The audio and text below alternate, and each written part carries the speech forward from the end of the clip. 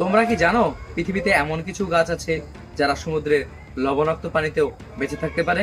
Sir, গাছ কি লবণাক্ত জল সহ্য করতে পারে? লবণ তো গাছের জন্য ক্ষতিকর।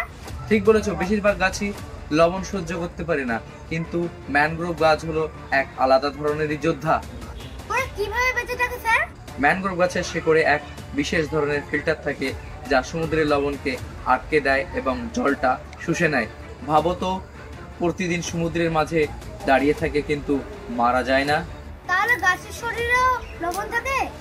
হ্যাঁ, কিন্তু অল্প। আর একটা মজার বিষয় কি জানো, কিছু ম্যানগ্রোভ গাছ তার নিজের পাতার উপর দিয়ে লবণ বের করে দেয়, যেন মনে হবে গাছটা ঘেমে যাচ্ছে। ওয়াও, গাছ এতটা স্মার্ট হতে পারে, ভাবিও নি। এই কারণে ম্যানগ্রোভ গাছ আমাদের বিভিন্ন ধরনের ঝড় এবং সুনামি থেকে উপকূলকে রক্ষা করে। স্যার, সত্যি অ্যামেজিং। প্রকৃতি কখনো কখনো আমাদের সবথেকে বড় শিক্ষক।